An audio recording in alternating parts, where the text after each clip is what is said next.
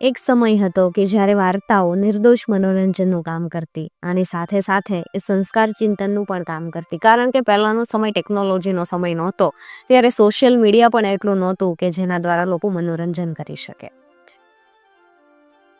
પણ અફસોસ, અત્યારના સમય પ્રમાણે આવી વાતો આપણે ભૂલતા જઈએ છીએ. એમ છતાં પણ એક વર્ગ એવો છે કે જેને આવી જૂની વાતો સાંભળવી ગમે છે. હેલો દોસ્તો, હું છું વૈશાલી અને આજે આપણે આવી જ એક સરસ મજાની જૂની વાર્તા સાંભળવાના છીએ. જો તમે સાંભળી હોય તો ફરી એકવાર તમારા બાળપણમાં ખોવાવા માટે તૈયાર થઈ જાઓ, અને જો તમે ન સાંભળી હોય તો તમારા બાળપણને ફરી એકવાર જીવવા માટે મારી સાથે તૈયાર થઈ જાઓ. એક નાનું એવું ગામડું હતું. એમાં એક ડોશી રહે. આ ડોશીના 4 દીકરા, ચારેય એને પરણાવેલા. ચારેય વહુઓ જુવાન જોત, ઘરકામમાં ખૂબ મદદ કરે અને બધું ધમાધમ કામ કરી નાખે. ધમાકામાં તો બધું કામ થઈ જાય, કારણ કે 4 વહુઓ અને એક ડોશી. દીકરા તો ખેતરે જાય, વહુવારો ઘરનું કામકાજ કરે અને ડોશી ઘર હાચવે. આમ તો સાસુઓ આકરા જ હોય, એમાંય પહેલાના સમયના સાસુઓ એટલે કે એવા આકરા કે રાડ ન ખાવે. આ ડોશીમાં એવા આકરા હતા કે સૌ એનાથી રાડ નાખે. એક દી ડોશી વહુવારોને કે, "અલી, બેઠ્યો શું?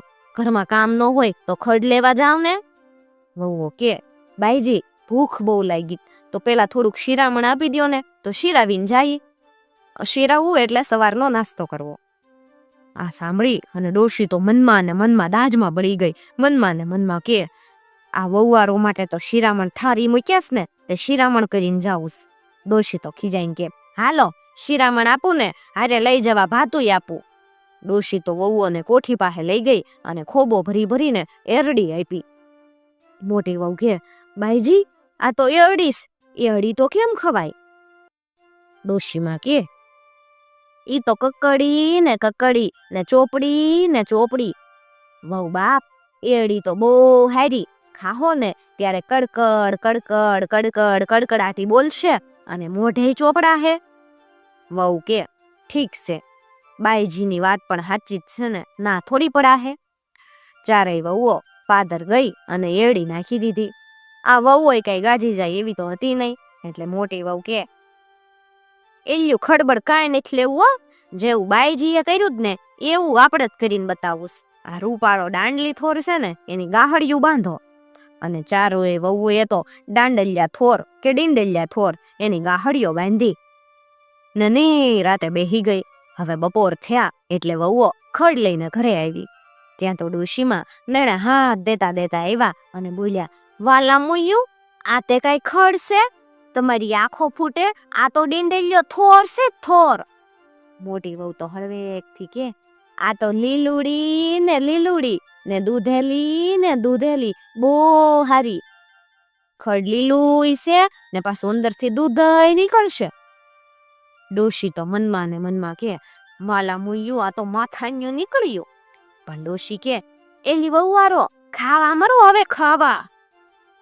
વહુવારો તો ભાણામાં એક મોટો રોટલો મૂક્યો, ઉપર પડી પડી ઘી રેડ્યું અને એક ગોળનું દડબું આપ્યું. વહુઓ તો જ્યાં ખાવા જાય ત્યાં ડોશીમાં કે, ઊભી રહ્યો, જો ખાધું છે ને તો તમારી વાત તમે જાણી." એમ કહીને ડોશીમાં તો રાંધવાના કટકા લઈ આવ્યા. ચારેયના હાથ બાંધ્યા ને પોતે જ બધાના રોટલામાંથી ઘી ગોળ ને રોટલા ચોળી અને ખાઈ ગયા. 4 વહુઓના 4 રોટલા ઝાપટી ગયા. બિચારી વહુઓ કરે હું, ઈ તો એવા ને એવા મોઢે પાણેથી ઉઠી ગઈ. પછી સાસુ કે, "લ્યો, ખેતરે ભાત દઈ આવો, જાઓ." ચારેયને માથે ભાતના પાટિયા મૂકી અને ખેતરે મોકલી. બિચારી વહુઓ તો ભૂખી ખેતરે આવી. એટલે છોકરાઓએ પૂછ્યું, "કેમ આજ કેમ મોળા દેખાવશો?" વહુઓએ તો લાજ મૂકી અને માની બધી વાત કરી. એટલે મોટો ભાઈ કે, "નાનકા, તું જા ને કોઠીમાં હંતાઈને બધી વાત જાતે જોઈ આય, કારણ કે આ બધી વાત કઈ બહુ કે એવી સાચી ન હોય, આપણી માં થોડી એવું કરે." એટલે નાનો ભાઈ તો બીજે દી ઘરે રહ્યો. કોઈને ખબર ન પડે એમ કોઠીમાં હંતાઈ ગયો અને ન્યા જ બેઠો. હવે જમવાનું ટાણું થયું એટલે ડોશીએ તો રોટલા ઉપર પડી ઘી અને ગોળના દડબા પીરસ્યા. પણ પછી તો રાંધવું લાવી અને હાથ બાંધી દીધા, પોતે જ બધું ખાઈ ગઈ. નાનો ભાઈ તો ધીમેથી કોઠીમાંથી નીકળી અને ખેતરે ગયો. ખેતરે જઈ ને મોટા ભાઈને બધી વાત કીધી. મોટો ભાઈ તો ઘરે આવ્યો અને માને કે, "માડી, કાલે ખેતરે હલસો કરવો, એટલે તમે 10-20 માણસનું ખાવાનું કરીને મોકલજો અને માલકોર લાડવા ને હુખડી વડા ને એવું એવું બધું મોકલજો. ડોશી કે હા બટા. ને પછી તો બીજા દિવસે સવારમાં ડોશી વહેલા ઉઠી અને બધી વહુવારોને વહેલા ઉઠાડી ને બધું બનાવ્યું. બપોર થયા ત્યાં તો વહુઓને માથે હુંલા ચડાવી અને ખેતરે મોકલી. અને હારોહાર આપણી માથાભારી સાસુ એટલે કે આ ડોશીએ કીધું ખરી, જોજો હો, રસ્તામાં કાંઈ ખાધુંસ ને તો ચામડી ઉતરાવી નાખીશ. વહુઓ તો બિચારી શું કરે, આમાંય ખવાય એમ નહોતું.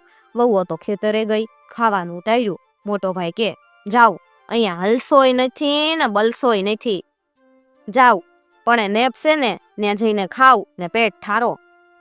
વહુએ તો પેટ ભરીને ખાધું ને પછી ઘરે ગઈ. સાસુ કે કેમ વહુઓ, હલસો હારો થયો જ ને?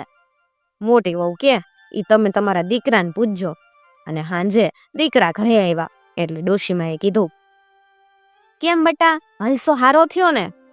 એટલે દીકરાએ ડોશીમાને કહી દીધું, માડી, રહેવું હોય ને તો રહ્યો ને જાવું હોય ને તો જાવ, પણ વહુઓ ઉપર આવો કેર ન વર્તાવતા માં. ડોશીમાં તો તે